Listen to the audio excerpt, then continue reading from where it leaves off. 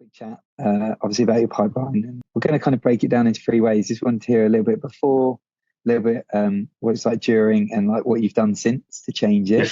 So when did you first kind of realize that you had like pipeline leakage was an issue, or when did it first come up?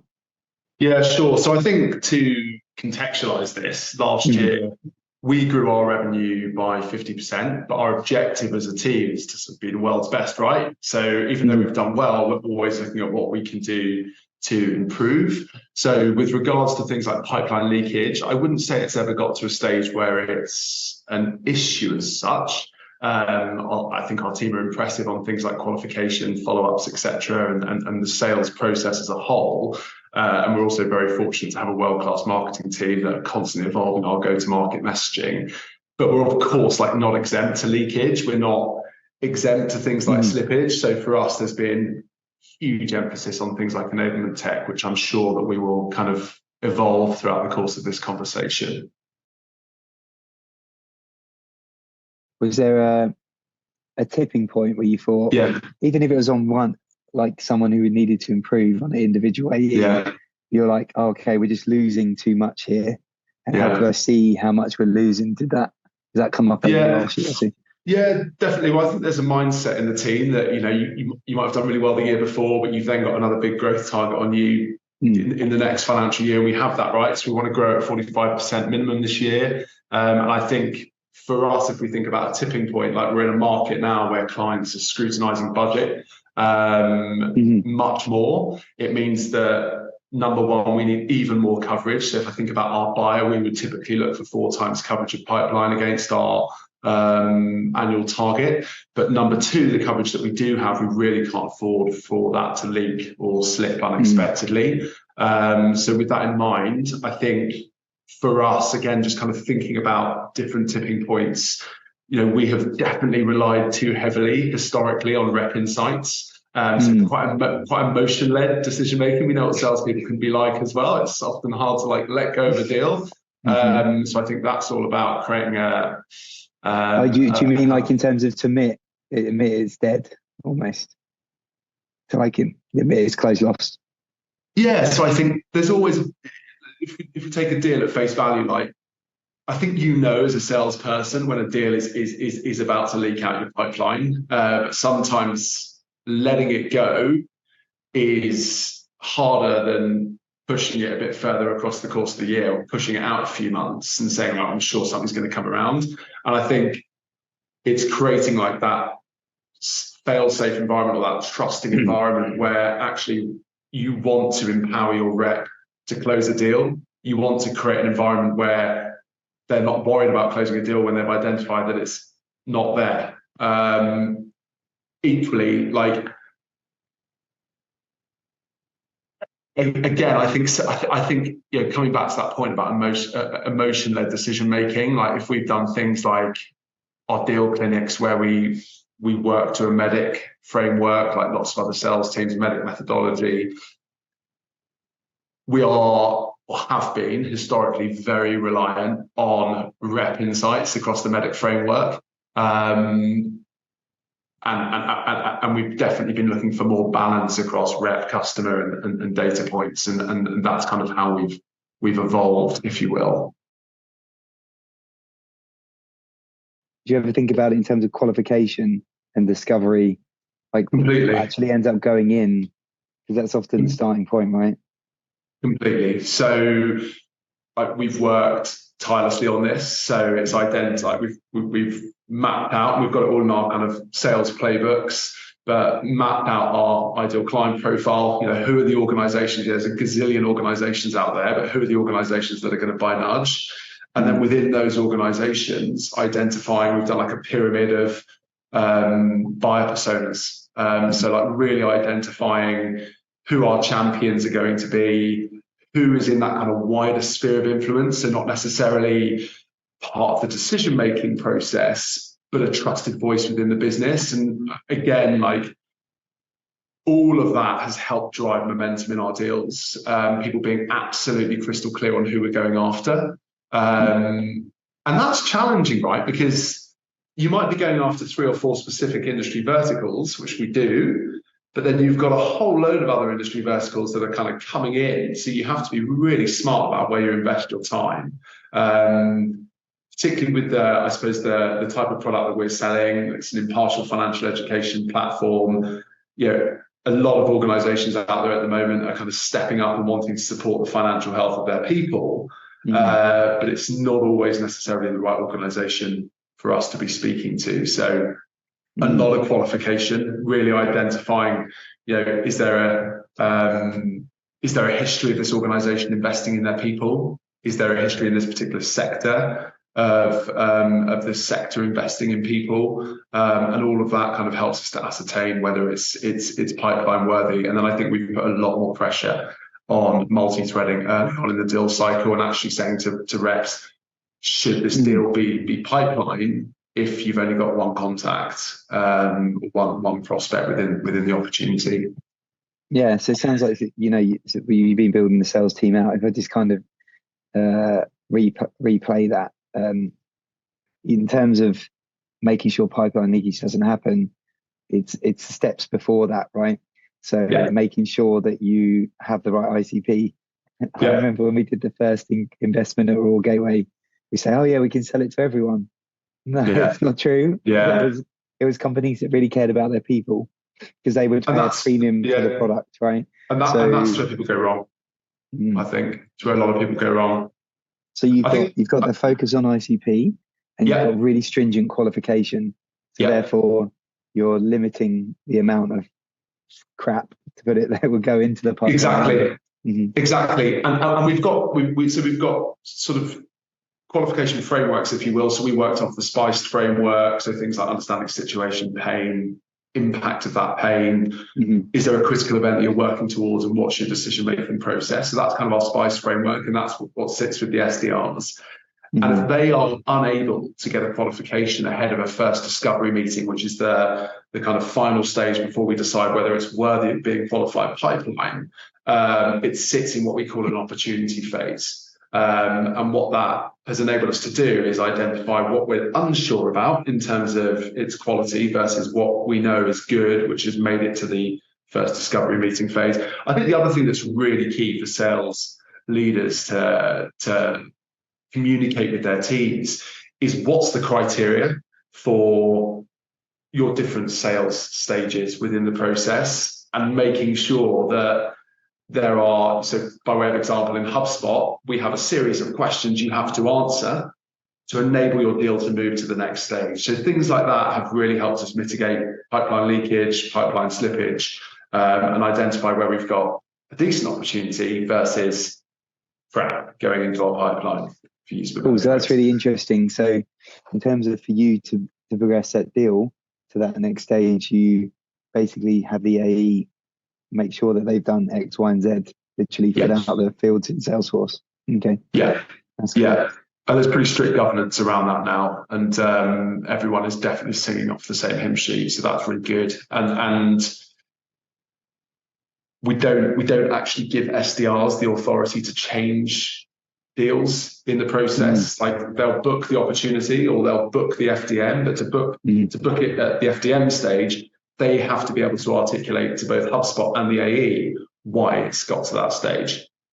So there's pretty robust process in place to make sure that we've got good pipeline. So we have probably have a similar thing. So we have like a sales opportunity criteria that we look for. What does yours look like, Mark? Because that sounds like that was important in stopping pipeline leakage. Yeah, sure. So we have like clearly defined buyer challenges that we know that we can address through our product.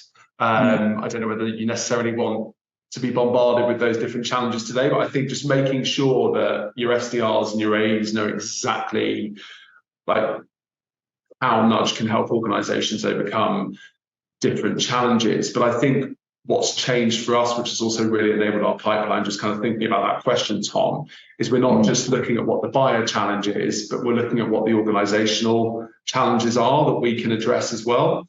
So things like global mobility, by way of example, that's not something that just affects our buyer, it's something that affects the fluidity of the whole organization. being crystal clear on kind of like our proof points, so the impact that we're able to have, ROI, has really supported that too. But yeah, I'd say they're some of the key things.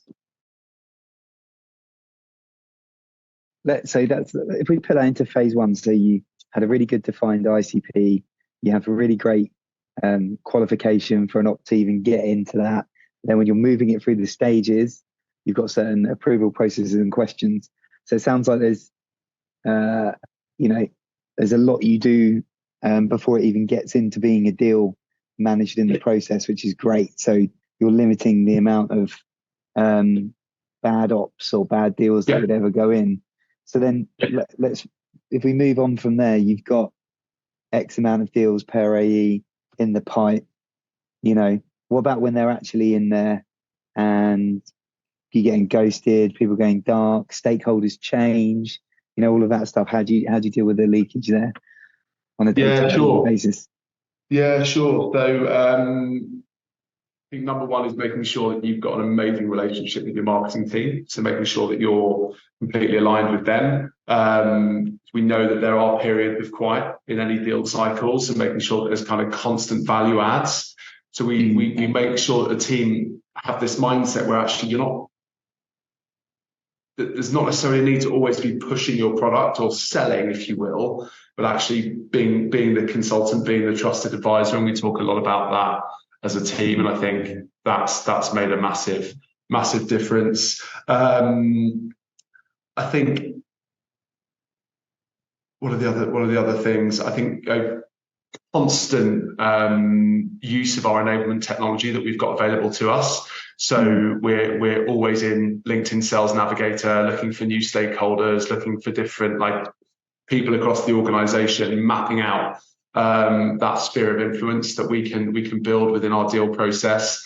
We have regular deal clinics. So we do our deal clinics weekly. So that's great. So you do on a weekly basis. Yeah, we do it on a weekly basis. Enterprise, mid-market. So the whole team, from sort of 500 employees all the way through to your big kind of multinational organizations, enterprise organizations, everyone's there. So it's a really, really supportive environment. I think that's really key. We're also a very honest bunch, so we're not afraid to challenge each other and have tough conversations. And I think that's really helped us get the rubbish out of our pipeline. I think also what's a challenge with our buyer, and you will know this as well, having spent a lot of time at Reward Gateway, is we're seeing it more now that people leaders have a seat at the table, but across the kind of HR benefits wellbeing space, they don't always get that seat at the table. They don't always get that voice at the top of the organization, which is why it's so important for us to continuously think about who we can bring into our deals. So just to sum up that, so once it's in play, you work really closely with marketing to make sure you've got the right touch points. You're working as consultants, so how can I help? How can I guide? How can I educate and support? And then doesn't matter on the size of the pipeline. I'm a big believer in this as well. You do weekly deal clinics. I always look at it and work backwards and go, there's 52 weeks in a year. Then you've got, so take 9 days for bank holidays. Then you take, I don't know, everyone in tech probably has 35, 40 nearly days leave. So that writes off a month and a half. Then you start doing something like that every 2 weeks. And then people are on leave at different times. I mean, you sort of narrow down the amount of ones you can even do. So I think if you're not doing it weekly, then you're not really managing your pipeline leakage effectively, are you? That's a really good point. Completely. And then surplus to that, we have a 30-minute power session every Friday at 3:30, where you have to come and deliver pipeline you've created, pipeline you've moved through the process, and pipeline that's either closed won or closed lost. So either an opportunity to celebrate, commiserate effectively at the end of the week. And this isn't bring a beer and let's reflect on the week. This is an accountability meeting. So this is what have we done, where our deals are at. And by virtue of us talking so often about our deals throughout the week, whether it's in our deal clinics or in our accountability meeting, we all know each other's deals, we're all invested in each other's deals. So we've just got so much brain power going into every opportunity, which has been really, really helpful in driving fluidity in our sales process. Yeah, that's a great idea, actually, to be like the sales and marketing team, we have a weekly commit. Like, what was my commit for this week? Yeah. And the Friday, following it through with, did I deliver that commit? But you're doing it on a pipeline review basis, which is great.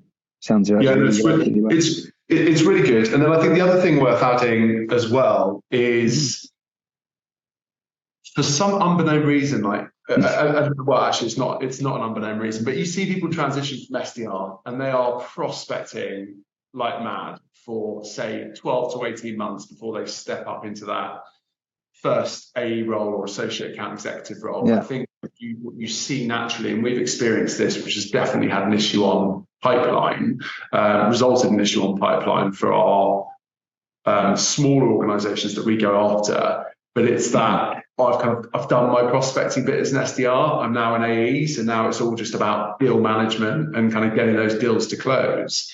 And they struggle a lot with things like time management and actually investing time in prospecting.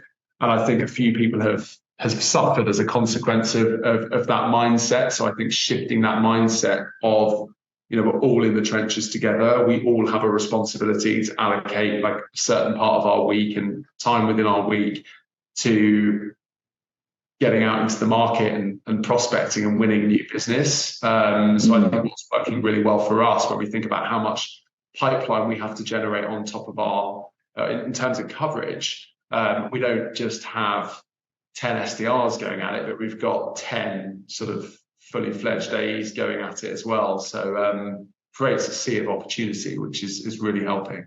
Yeah, I see that too. Like, we have self-gen targets, so just reset them and re-delivered, and they're based on intent-based leads where they're looking at our competitors, asking for referrals from existing customers.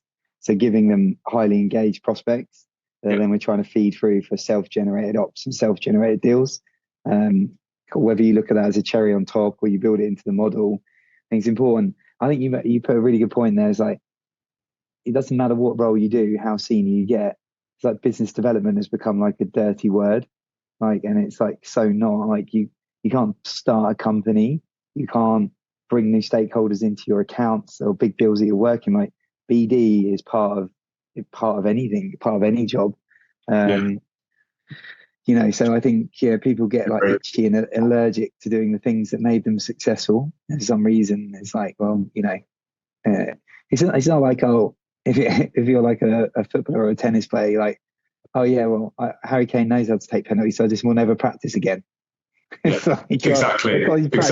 You practice every day, so you'd still go out and go, I'm going to BD this, get into that account, do that. It's just like, what's amazing as well, and if you think about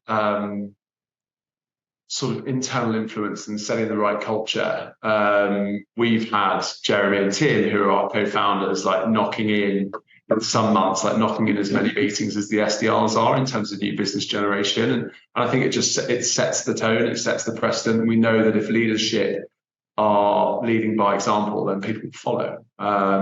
So I think, we're probably erring more into prospecting now than we are kind of pipeline leakage, but I think it's a really important conversation to growing a robust pipeline, and the experience of people with 5, 10, 15, 20 years in the industry going out to market and targeting proper buyers, proper organizations that will buy. Well, business, if you're BDing an account, just because it's had an opportunity, qualification or quality, doesn't mean you don't want to bring in other prospects. I mean that your champion leaves, you got to create a new champion. That business still had that pain. So that account is hot. It's making sure that business is another good point, really, making sure the business development happens within the deal cycle probably does prevent the leakage, right? I've seen it here where we've lost our champion or economic buyer and we've had to find a new one, run a trial again, like twice over to then win the business. But that business needs it. So you need to invest the time and start again. like people Yeah. not about. Completely. I think the other thing that we've really worked hard to understand, and again, it's a big part of our playbook, it's like, how do organizations buy? And if they have a very complicated buying model, your chances of success are smaller. Like we sell a global product, we're in over 120 countries. We've probably got like 10 to 15 now core markets that we spend a lot of time selling to. But when organizations buy regionally, you may as well add 6 to 12 months onto your deal cycle. But when they buy centrally, it's much faster. So these are all things that we need to ascertain early on to really identify how we can forecast our pipeline accurately, and ensure that there's no slippage or leakage. Yeah, forecasting is a whole other conversation for another day. Yeah. We've always had a growth mindset in terms of how we look at things. But I would say, the way that I would describe it is we've expanded that mindset. So I think we don't allow ourselves to get comfortable in our sales process. We're always thinking of new ways to innovate. And then if I think about what that means in terms of advising other organizations that are perhaps facing a challenge like pipeline leakage, number one, and I've touched on this already on this conversation, but sales and marketing need to be 100% aligned. So we moved from having a weekly sales and marketing meeting to having a fortnightly one, and instantly saw the impact in a negative way by not having that regular line of communication between the two teams. And I also think it's like perception in your business. So we actually really refer to ourselves as one big commercial team rather than all these kind of siloed teams. And I think that's really helped people to grasp things like new revenue, client expansions, client upsells as one big important commercial cog. I think being crystal clear as a team on your go-to-market strategy. So I'd always recommend delivering this in kind of a playbook format, becomes your sales Bible. We've spoken a bit about understanding your buyer personas, understanding your client profiles, things like a sales methodology. So we've always known about MEDDIC, but I wouldn't say we've necessarily always sung religiously to the MEDDIC framework, or even that spiced framework that I spoke about pre-deal cycle. So making sure that everyone's really clued up on those and you have a really successful implementation on those, so people understand exactly what's required of them and the quality questions that they can ask in the discovery to get the answers they need and get the process off to the right start. We've touched on things like multi-threading. So look, you could have 10 people in your deal, and if the organization that you're working with has gone through a massive cost-cutting exercise, then that's not on you. Like, you've done your multi-threading piece, that's just bad luck. But I think what's inexcusable, particularly in things like mid-market and enterprise selling, is not widening your sphere of influence and not bringing other people into conversation. And where people get this wrong is they don't ask the question in a way that makes the person that they're speaking to feel valued.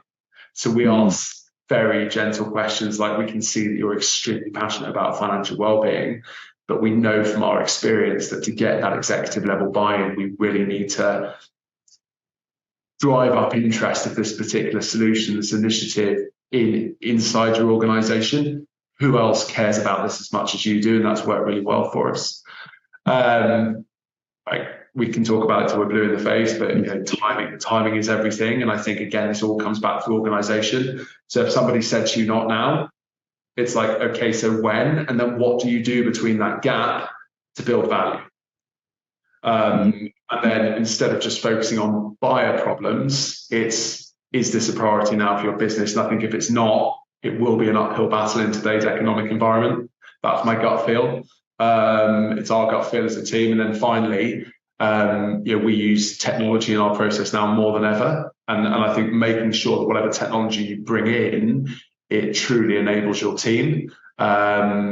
So again, a lot of people are talking about AI. We use Jiminny by way of example. So for the first time, our business has kind of had this conversational intelligence where we can really analyze calls. We can do one-to-one coaching. So manager to AE in this example, but then also sitting down as a team and like picking a couple of calls. And I remember we used to do it at Reward Gateway. I mean, it's come a long way since then, right? But we really get into like the transcripts, all the keywords that are coming out, and that's been a game changer for us, and excited to see how that continues to evolve.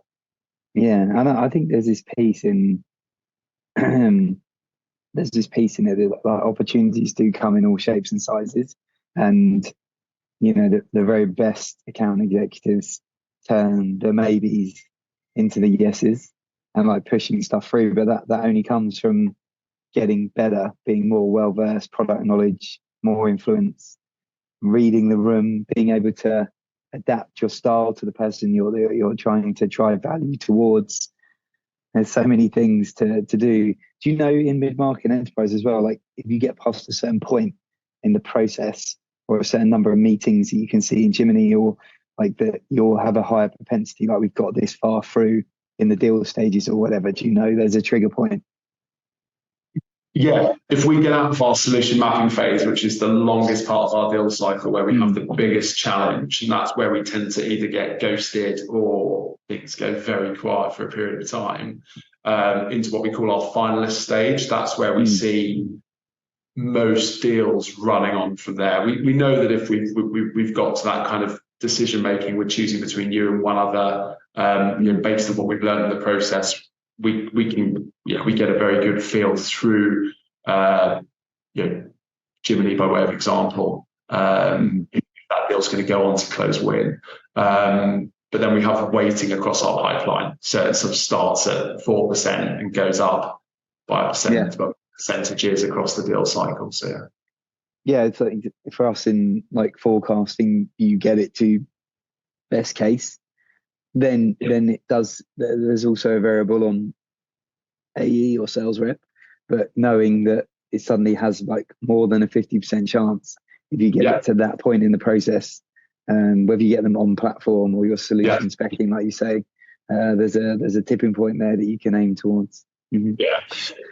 So I think from best case is when we get to finalist. Or if you know that there's some sort of decision coming soon, it's still sat in what we call our solution mapping phase, and then we would definitely go into commit phase for that quarter if we're in certainly in mid markets. If we're in verbal stage where we've had budget approved and we're moving quickly then onto contracting, we'd probably commit. With enterprise, I mean, the whole data privacy, information security things are.